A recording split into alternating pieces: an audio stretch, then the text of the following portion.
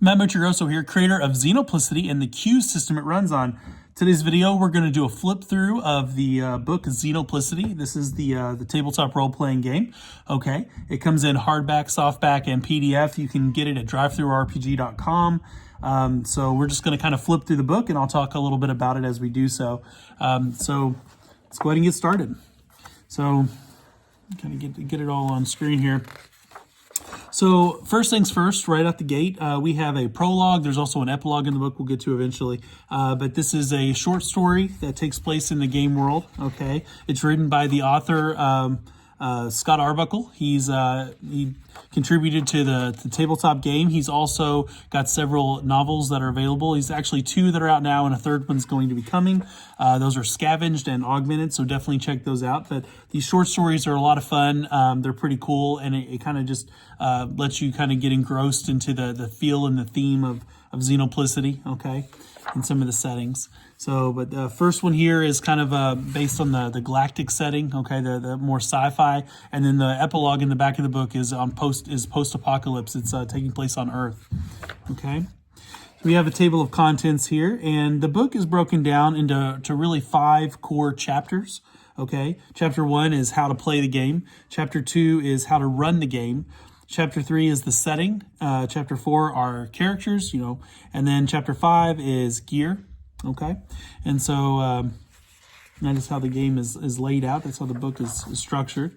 Right here we have introduction, where we're going to cover things like, what is a role-playing game, how it is, how do you role-play, why you should play Xenoplicity, why this game and not another, okay?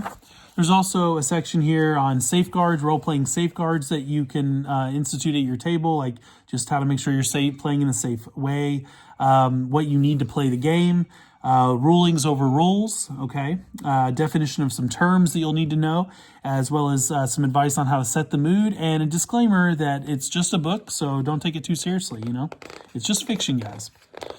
Okay, there's also our email is down here, so if you want to contact us or ask questions or give us feedback, we're always happy to accept that. So jumping right into the first chapter of the book, how to play the game, we have rules here for turn-based encounters, our minute turns, just as also a general rule on how the gameplay works, okay? We've got free-form scenes here where we're going to talk about, outside of minute turns, how does gameplay work, also mentioning downtime here, how to run that, initiative, how the initiative system works. We cover here how to do narration at the table, pausing the game, make sure we're playing fast. We used timer dice, tracking time in the game. All these things have rules and some advice and guidelines.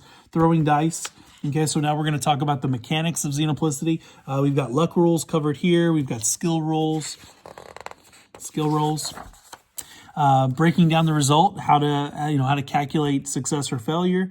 Advice on player versus player, team roles. Also cover the effect dice here, size modifier. The rules are all laid out in a way that should be very easy and simple to understand. Examples of common actions, free actions, personal movement, okay? Whether it's flying, walking, or swimming, okay? And we cover damage resolution, hit locations, soaks, wounds, damage reduction, heal times, disabilities. Okay, so all this is laid out. Next is going to be covered is conditions, the different conditions you can get in the games, a sample of gameplay. We've got mounts and vehicles covered here, rules for chases and dogfights, common actions for vehicles, hit locations for mounts and vehicles. We've got vehicle damage, and it's all structured similarly to personal combat, so it's easy to remember. The mechanics work no matter how you're applying them. They work very similarly. It's all going to be structured the same way. Some situational effects, things like holding your breath or darkness or radiation, things like that. We got rules for social encounters here, persuasion and emotional responses, how to trigger those in people. We've got special actions, things like boost power, bypass damage. Those are things that mechanics might use on a starship or things like that, or crafting, hacking, holds, larceny, okay? Got rules for medical aid, for performances, for repairing, searching, surgery, stabilize, even therapy, okay? We've got rules in here for organizations, things like cities, strongholds, businesses, okay, how to build those and how to run them, some roles that you would make for organizations that you would have. We got rules in here for mass combat. And notice, guys, I mean, the rules for mass combat, it's only a half a page, but it's all you need, and that's enough to get you going, okay? You got rules in here for how to run the game. So the next chapter is some advice on game mastering, how that works. We've got in here about stepping up to the plate. We got rules in here for the role of the director, and just advice and general guidelines for that. Setting expectations at your table, watching the clock, guidance, good narration versus bad, advice for running sessions and how to run a game. Okay. We also got genre filters here in the book, so it covers 3. We've got the first is action, so it's advice on how to run an action scene. We've got rules in here and advice for how to run drama scenes. Same also goes for horror, how to run horror, and some advice on that. So, even if you've been game mastering a long time, these are really, really great rules to have, and just not necessarily even rules, but just advice and guidance that we offer game masters for how to get those kind of responses, whether it be an action scene or whether it be drama or whether it be horror. We cover the 3 pillars of gaming here, and our 3 pillars of gaming are not what you typically see. But, in our estimation, the 3 real pillars of gaming, if you really want to break it down and how to play a tabletop role-playing game, would be engagement at the table, exploration, with the player characters, and then also the passage of time. And those are the 3 core aspects of any tabletop role-playing game. I know different people have differing opinions on that. D&D has different pillars of gaming. I think they're flawed. Ultimately, I think these are better. It's a better way to look at the game system. It's a better way to look at the game in general. And if you stick to these 3 things being pillars of your game session, then it really doesn't matter what game you're playing or how what your characters find themselves in. If the players are engaged, if the characters are exploring and learning things and being involved in the setting, and then also if you're tracking time in your table, you're going to have a good game. We also covered the director's outline, how to build an outline, how to design an adventure. So we get some advice on that. We also have an oracle system here in the game. So if you want to play solo, that's going to be really handy. It's a way of basically answering questions that otherwise would be asked to the game master. But if you're playing solo, you need a way to calculate those kind of answers by yourself. We've also got some advice on how to do rumors, how to do traveling, random encounters, weather and temperature rolls, rules here for NPCs and ideas about monsters and about villains and how to make them. The next thing here we cover here is disposition. When you come across somebody, are they in a good or neutral or bad disposition? And that'll give you some guidance on how to role play them. We brief mention here on domain play, because the rules are in the rule chapter for actually how to run communities like your businesses or your strongholds or your cities. We don't really need to cover that so much in the director chapter, other than just a brief mention of what domain play is. Some more advanced rules here for mass combat, as well as a whole section here on dungeon crawls. And again, we're going to cover the different aspects that you're going to find in a dungeon. These are going to be others, people or monsters or whatever's going to be populating your dungeon. Random encounters, obstacles. These are things that are going to play into it. Traps. Okay, and rewards. And so we've got random roll charts for all of these things. There's also a random dungeon generator in here, so you can do this room to room as your player characters go through the dungeon. And it's cool the way we divided this up. I'm really happy with this. It works really well. First you roll you roll all these dice at the same time, and then you compare the results in a random order to give you the path and the direction you're going, what the entryway is like, the state of the door, the space size, the encounter type, and also a little mention of what kind of scenery that you can kind of throw in there to the room to kind of give it some a flavor or feel. And this will work no matter what what your dungeon is, whether even if it's in a forest or in the mountains, whether it's in caves or an actual dungeon. We kind of got various sceneries broken up here in different tables. There's also a building generator if you want to roll for what a building randomly is in a city, or a map generator here for designing whole maps. And then a word on mapping as far as world maps and also star maps, depending on whether or not you're playing in space or on a planet, okay? The next chapter we're going to get into is the setting here, okay? So on a broad sense, we're covering the Milky Way galaxy, what came before. We're kind of like an origin story in the game world. We cover ancient empires. We cover the galactic regions of space, okay, and the different empires that are there, and some rules for space travel, okay. There's also a section here on how to map a star map and space travel. There's more advice there. And planetary stats, what those are going to look like. Then we cover the galactic species. There are several. So we got our various galactic species here that are in the game. As you can see, there's plenty to choose from. And then there's some that are more villainous and more monsters that you're probably not going to play much, but that are there as antagonists in the setting, okay? And we cover the Imperium, which is kind of like our galactic federation, okay? There's also the IMP, which is like their military and police and things like that. We cover the mega corporations that exist across the stars, and we're going to go into some brief descriptions of each of them, things like Cybertech or GBT or Hagigi, information on robots. I mentioned information here on some starships and vehicles that are going to be in the setting. Again, more megacorps that are out there in our setting. And one of them is the Xenoplicity Foundation, and that is what the game is named after, is Xenoplicity, which is the megacorp that is basically comprised of explorers and archaeologists and scientists and galactic real estate agents. Basically, they're the megacorp that's in charge of covering the galaxy and then selling things they find, like whether it be planets or asteroid belts.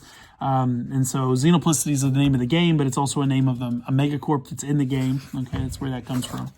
We're going to cover the galactic core. We have different, kind of recenter this. We have different planets that are part of the galactic core and star stations. Okay, and there's stats on all of these worlds as far as how many people and what they have as far as their gravity and climate and the tech level of the planets. Okay, then you have the frontier. And these are planets and space stations that are farther out, that are more on the borders, and whatnot. So lots of different planets here to visit or to kind of use as a reference to what's out there. Okay, and of course you as a game master, you're going to be adding to these and creating your own planets and your own star systems and all that are part of the different empires. We have different galactic empires, different alien species that kind of have their own empires that are separate from the Imperium, and a brief mention of those, okay? Then you have Earth, okay? And again, Earth's been conquered by aliens from outer space, and so we're going to cover what's left of Earth and the resistance, and all the wackiness that's going on there, and the sanctuary cities where humanity kind of is enslaved to aliens, okay? Then we cover Mythos, and Mythos is our fantasy world, okay? It's the world covered with mythological creatures like orcs and dragons and elves, okay? And we've got all the stats in here for that and for how the societies are structured there and the different species that you can play, like dwarves or elves or giants, orcs. All of these are playable, okay? So you've got all these different species to choose from and to play. And again, we put our own unique spin on all of them, of course, because, again, it's our setting. But it's just so cool. It's cool that you can play a dragon, or a gargoyle or a troll. And all of these things are going to have their own feel and their own flavor to them, okay? And beyond that, we have the other dimensions, things like the gods, the powers that be, as it were. The realm of Sedosia, which is kind of our version of heaven, and the archangels and the angels that rule over that. And their minions that serve them. We have the Dreamlands. We have the realm of Prism, which is where the Fae come from, and the Divas, okay, the pagan gods. So you've got a list here of pagan gods. You've got the Fae creatures like Jinn and gnomes and nymphs and satyrs and pixies and spriggans and dryads. All of these are supernatural entities that exist and that you can find throughout reality. And the different kind of pagan minions like elementals, or Pegasus. Then we have the realm of Odium, and that's going to be our version of hell. and the devils that rule it, and the list of them. These are the gods of the setting, you know, the various deities that you can serve, as well as demons and infernal minions and different powers and cool things they've got. You got the realm of purgatory, which is where people go when they die, and ascension, you know, how it is that some souls they get to ascend or you know, and to become a greater being, or some get eternally damned, you know, and so there's rules for damnation here and restless spirits. And speaking of that, we have rules in here for undead and ghosts and skeletons and zombies. Also covers the astral plane and grim reapers and the precipice and things that lie beyond. Okay. The next chapter is going to be on characters, okay? So this is how to make a character. We talk a little bit about getting started and what the difference is between a main character and a side character, the creation process and what characters can do. There's a sample character sheet in here that's filled out, as well as an overview here of character creation. Now, we give you two methods. We give you the standard creation method, which is more involved, it's more in depth, and then the quick start method if you need to make a character really quick. For standard character creation, we recommend you use the full sheet, the full page character sheet, and then for quick starts, we have a half page character sheet that you can use for to make a character really quick and easy. Okay. There's also rules in here for how to homebrew your own species and make your own creatures, but you know, we've got rules in here basically step by step how to make a character, and then all the different rules as far as all the different species that are playable. And I mean, guys, there's over 40 playable species, so there's just a ton to choose from and what you can play. Okay, and they're all laid out here. Okay, and then you know how to fill out the various aspects of making a character, whether it be your character's age or their size, their handedness, whether they're right or left-handed, their gender, their eye color, hair color. You know, you get it. You know, all this is in here. Childhood defining moments, milestone events, like things that have happened to you at different milestones of your life. What you do for fun, what you do, what you're scared of. What's a character flaw that you have? Okay, all this is in the book here. You can make a character and really make a very fleshed out, very real feeling character that's you know, well put together. We cover stats here, what kind of stats you have, what role your character is going to serve, and there's various roles here. They're not quite classes in the sense that they don't limit what you're capable of, but this is what you're going to do best. Your role is what you're best at, okay? And there's a list here of different ones you can choose from here, and kind of a brief little breakdown of them. Then there's a lot of perks in here, things that you can take to specialize your character, okay, to make them unique or give them powers. Okay, and I mean they run the gambit. I mean, you can things like being an item bearer, you know, having a magical item, or being a magic user if you want to be a spellcaster, or being a chi user if you want to have like martial arts special abilities. You know, there's so many. Chosen if you wanted to play something like a paladin, or you know, someone that's chosen as a champion of the gods. That has supernatural powers. You know, if you want to be evolved and have a psionic power, there's all this and more. Okay. You know, spiritual gifts if you wanted to have like, you know, religious powers and things like that. And you would pick which powers you would get based on the gods you serve, okay? There's also attribute and skill lists here for different attributes and skills that are in the game that you can take and specialize in, okay? And then the character advancements covered here, okay? And then we cover the different power perks you can have, like bionics, if you want to have augmentations, cybernetics, okay? We got all various augmentations you can take. We've got exotic tech, which is going to be like your high advanced alien technologies and cutting edge experimental technologies, that are things that are really like state-of-the-art, super advanced. We have psionics, if you want to have psionic powers. There's a long list of that you can choose from here. Superpowers, if you wanted to play a superhero campaign, you can do that. You can make a superhero in this game, and there's all kinds of different powers here. We got rules for magic here. This is going to cover your, you know, wizardry and sorcery and all that. There's also performance magic is mentioned, like if you wanted to have magic, but it just be like parlor tricks and sleight of hand. If you wanted to have a really low magic setting where people don't really know spells, but you might still have magicians, there's rules for that too. We have rules in here for miracles, okay, which are different than spiritual gifts. I mean, spiritual gifts are one thing. Miracles are something else. Miracles are getting divine intervention by a god, but there are rules in here for that. Then we have supernatural templates here. If you wanted to play a lich, or you wanted to play a werewolf, or you wanted to play a vampire, there's rules in here for all three of those. So you can add that on. You make a character, and then you add on one of these templates if that's what you wanted to play. Then we cover gear in the next chapter, and this is going to first cover tech level, the different currencies that exist in the in the setting, personal gear, spending money, rewards, all that's got charts and tables and it's all laid out. We cover quality of equipment, clothing, carrying packs, magical gear, personal gear examples, encumbrance, consumables. All this is laid out here in the gear chapter. And we're going to go into melee weapons. So we've got the different types of melee weapons and archery weapons, different fighting methods you can have, different materials a weapon might be made of. We got armors. And again, we have armors for archaic and for modern and also for advanced, depending on the game you're playing, like what kind of armor you're going to have as shields, whether it be archaic shields or energy shields. Okay. Got rules in here for firearms and a list of different guns you can have and different ammunitions. More incendiary weapons and missiles for starships and for jet fighters and things like that. Some customization rules here if you wanted to customize your weapons and armor or vehicles. We got rules in here for building vehicles, whether it be a starship or whether it be a pickup truck, that you want to deck out with all kinds of, gear and armor and mount a gun on it. You can do that.